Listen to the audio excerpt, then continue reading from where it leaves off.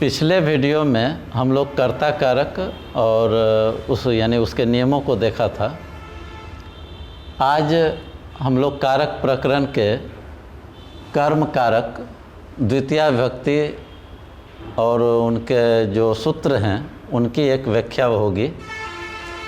तो सबसे पहले आपको पिछले वीडियो में बताया गया था कि कर्ता कारक किसे कहते हैं और उसके कौन कौन से सूत्र थे। फिर आज कर्म कारक और कर्म कारक के जो सूत्र हैं उनसे संबंधित आज चर्चा होगी आज के वीडियो में। तो सबसे पहले तो हम लोग देखेंगे कि कर्म कारक हम लोग किसे कहते हैं। कर्म कारक क्रिया का फल जिस पर पड़ता है, या यूँ कहें कि कर्ता जिस काम को करता है उसे ही हम लोग क्रिया का फल कहते हैं और उसे ही हम लोग कर्म कारक कहते हैं। तो कर्म कारक में जैसे कि राम आम खाता है, राम आम खाता है, तो इसका हम लोग बनाते थे कर्ता में प्रथमा विभक्ति। आम कर्म है तो आम्रम, खाता है लट लकार में है खादति। तो राम आम खाता है, तो इसमें ये जो द्वितीया विभक्ति हुई तो उसी का सबसे पहला रूल होता है, कर्म कारक का पहला रूल होता है कर्मणि द्वितीया। कर्मणि द्वितीया कर्म कारक में द्वितीया विभक्ति होती है। इसका सूत्र हुआ, व्याख्या हुई, कर्म कारक में द्वितीया विभक्ति होती है। कर्म कारक में द्वितीया विभक्ति होती है। कर्म कारक में द्वितीया विभक्ति होती है, ये याद रखना है। अब कर्म कारक में देख लीजिए, जैसे कि राम पुस्तक पढ़ता है, राम पुस्तक पढ़ता है, तो इसमें कर्ता कौन हुआ? तो राम। कर्म कौन हुआ? तो पुस्तक। और पढ़ता है क्या है? क्रिया है। तो राम करता है तो इसमें प्रथमा विभक्ति रामा। ये कर्म है तो कर्म कारक में कौन सी विभक्ति होती है? द्वितीया विभक्ति। तो पुस्तकम। पठति लट लकार में राम पुस्तकम पठति। ये है मेरा पहला रूल। रूल 2 में आइए। रूल 2 में देखिए,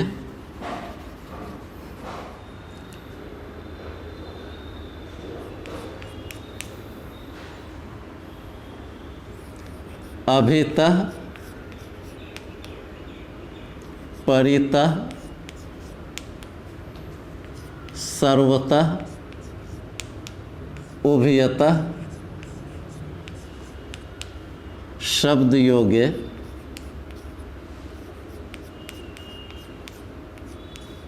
द्वितीया।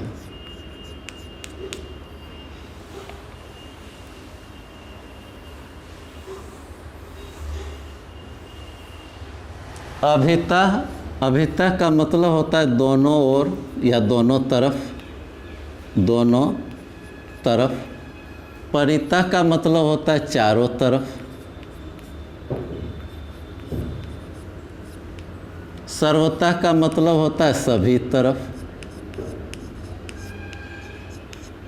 उभयतः का मतलब होता है दोनों ओर या दोनों तरफ।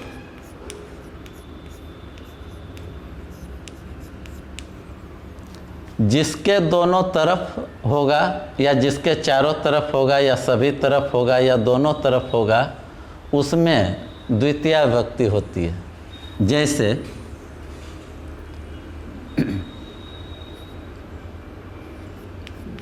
विद्यालय के चारों तरफ वृक्ष हैं। विद्यालय के चारों तरफ वृक्ष हैं। अब देखिए, ऐसे लगता है संबंध कारक है, लेकिन यह है कर्म कारक। जिसके चारों तरफ होगा उसमें कौन सी विभक्ति होगी? अभी देखे थे, चारों तरफ हो या दोनों तरफ हो या सभी तरफ हो, तो उसमें कौन सी विभक्ति होगी? द्वितीया। तो यहाँ पर हो जाएगा विद्यालय का द्वितीया कौन सा? विद्यालयम परितः, चारों तरफ परितः। एक वृक्ष होगा कि ढेर? तो ढेर सा है वृक्ष, तो वृक्षा बहुवचन में जाएगा।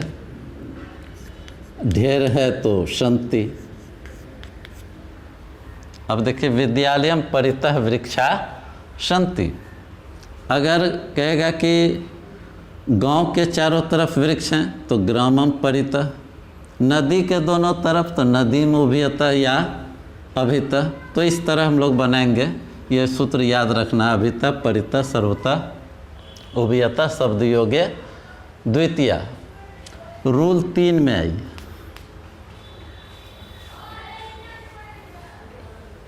रूल 3 में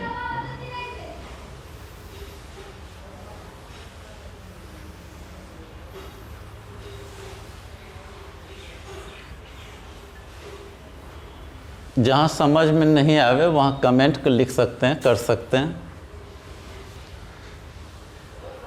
फिर उसका समुचित उपाय जो होगा वो मैं देखूंगा और करूंगा। रूल 3 में सबसे पहले आपको कई शब्द जानने होंगे। प्रति, अनु, धिक, अंतरा, अंतरेण, यावत, निक्षा। प्रति का अर्थ होता है तरफ, अनु का अर्थ होता है पीछे, धिक का होता है धिक्कार,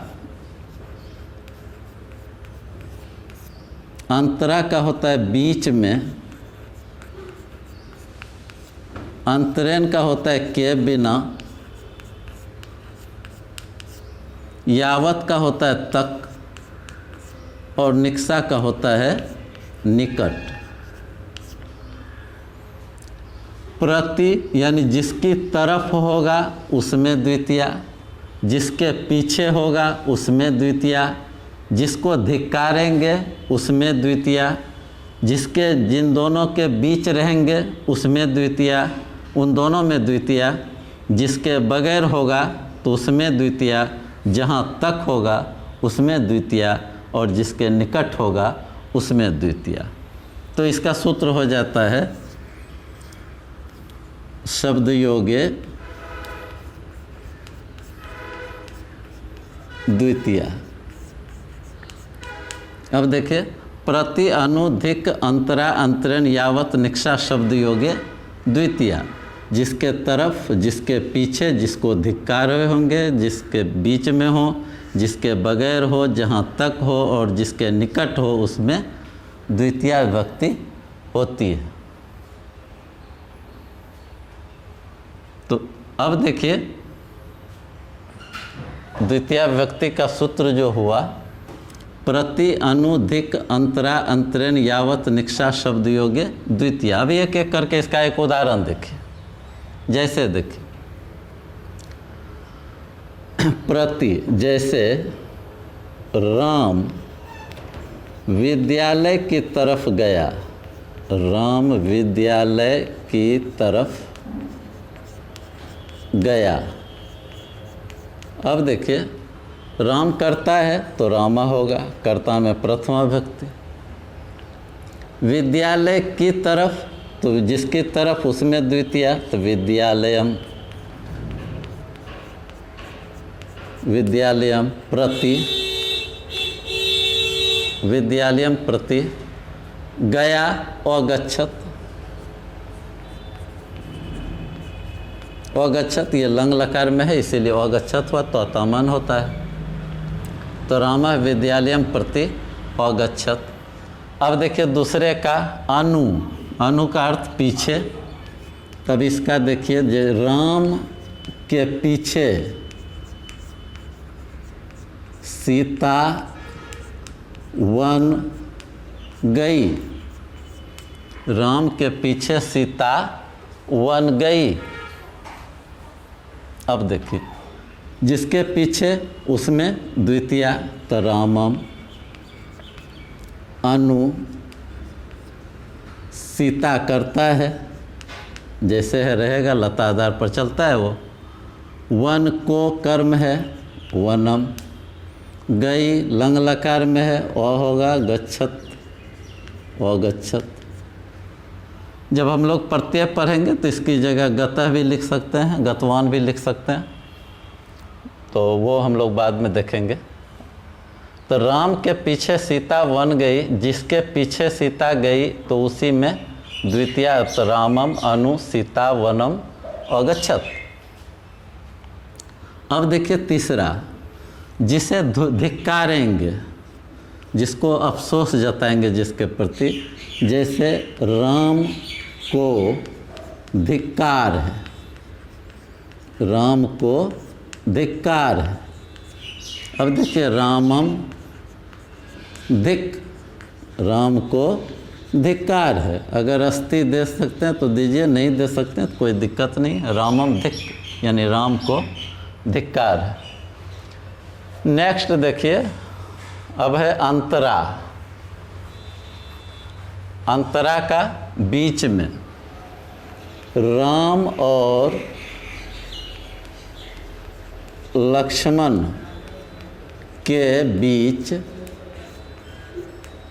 सीता है। राम और लक्ष्मण के बीच सीता है, तो जिसके जिन दोनों के बीच है उस दोनों में द्वितीया लगेगा। तो अब देखिए, रामम और का च, लक्ष्मणम,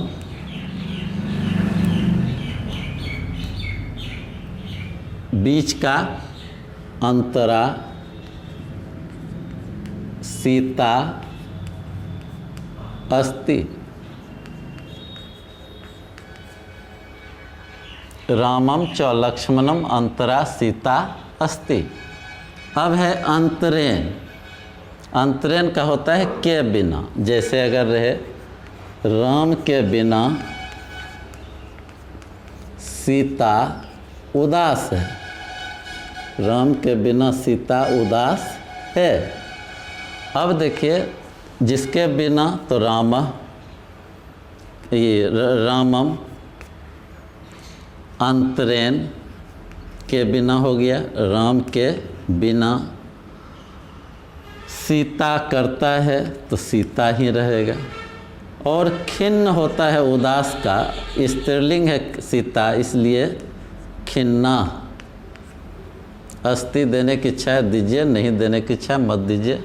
लेकिन रामम अंतरेण सीता खिन्ना, राम के बिना सीता उदास है, ये खिन्ना ही दीजिए।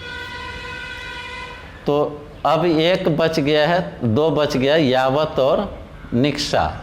अब उसका एक उदाहरण देखिए, जैसे गांव तक वृक्ष हैं, गांव तक वृक्ष हैं, तो क्या होगा, गांव का ग्रामम, तक का यावत। एक वृक्ष होगा या ढेर, तो ढेर होगा, वृक्षा उधर संति। ग्रामम यावत वृक्षा संति, गांव तक वृक्ष हैं। और एक है निकट। निकट का होता है निक्षा। अब उसका देख लीजिए, गांव के निकट तालाब है, गांव के निकट तालाब है, तो किस में लगेगा, गांव में ग्रामम निक्षा, तालाब का तडाग आप, और तडाग अस्ति। नहीं भी देंगे अस्ति तो कम चलेगा। तो ये हो गया हमारा दूसरा रूल। दूसरा रूल हुआ प्रति अनुदिक अंतरांतरण यावतनिकसा शब्दयोगे द्वितीया। चर्त जिसके तरफ होगा, जिसके पीछे होगा, जिसको धिक्कारेंगे, जिसके बीच में होगा, जिसके बिना होगा, जहाँ तक होगा और जिसके निकट होगा।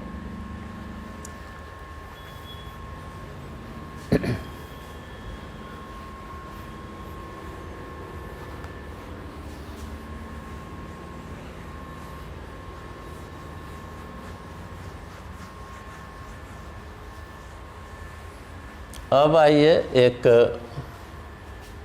रूल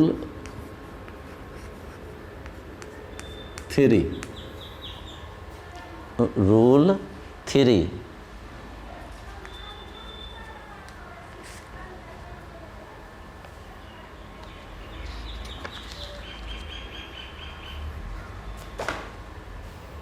थ्री नहीं 4 होगा।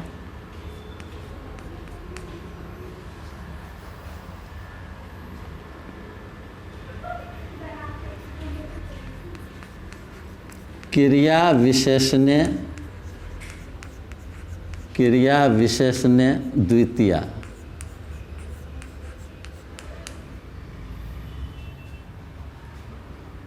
क्रिया विशेषण किसको कहते हैं? क्रिया की विशेषता बतलाने वाले को, क्रिया की विशेषता बतलाने वाले को क्रिया विशेषण कहते हैं। जैसे पहले इसको देख लीजिए उदाहरण से, राम तेज दौड़ता है। दौड़ना क्रिया है, राम तेज दौड़ता है, दौड़ना ये क्रिया है। कैसा दौड़ता है? तो तेज दौड़ता है। तो तेज क्या हुआ? विशेषण, क्रिया विशेषण। तो क्रिया विशेषण में कौन सी विभक्ति होती है? द्वितीया विभक्ति। उसको देख लीजिए, ये राम तेज दौड़ता है, राम करता है। तेज क्रिया विशेषण है तो तीव्रम, रामः तीव्रम। और लट लकार में है धावती होगा। राम तेज दौड़ता है, रामः तीव्रम धावती। जैसे रहेगा सीता धीरे धीरे गाती है।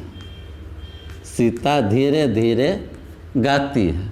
तो सीता करता है तो प्रथमा होगा सीता मंदम मंदम धीरे धीरे गायती। सीता धीरे धीरे गाती है। और ये 5वां नियम देखिए। यहाँ तक कोई दिक्कत?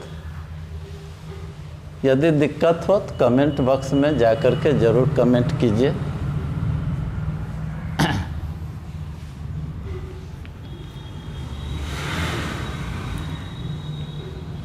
रूल 5 में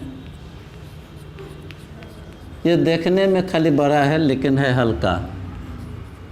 काला ध्वनो रत्यंत संयोगे द्वितीया। काला ध्वनो रत्यंत संयोगे द्वितीया। काला ध्वनो रत्यंत संयोगे द्वितीया यानी कालवाची, जिसमें समय का बोध हो। और एक है मार्गवाची, जिससे रास्ते का बोध हो। कालवाची और मार्गवाची शब्दों के योग में, कालवाची और मार्गवाची शब्दों के योग में द्वितीया विभक्ति होती है। द्वितीया विभक्ति होती है। अब देखिए कालवाची, जैसे एक माह में व्याकरण खत्म। एक माह में व्याकरण खत्म। अब एक माह में तो ये समय बोध कराता है। और ऐसे शब्दों के योग में इसमें कौन सी विभक्ति? द्वितीया। तो मासम होगा। व्याकरण को खत्म किया गया, ये कर्म है, व्याकरणम होगा। और ख़त्म का अधिकतम होता है। अगर समाप्तम भी दीजिएगा तो वह भी चलेगा। अधिकतम, अधिकतम का मतलब समाप्त या ख़त्म। और दूसरा है मार्गवाची, जैसे कोस भर नदी टेढ़ी है, कोस भर नदी टेढ़ी है, तो यहाँ क्रोशम होगा, कोश भर, कोश का, क्रोशम नदी कुटिला, कुटिला में न टेढ़ा और कुटिला में न टेढ़ी। क्रोशम नदी कुटिला। अस्थि देने की इच्छा है तो दे भी सकते हैं, नहीं इच्छा है तो नहीं दे सकते। बस। और हम लोग अगले वीडियो में करण कारक के बारे में देखेंगे। तब तक जय हिंद, जय बिहार।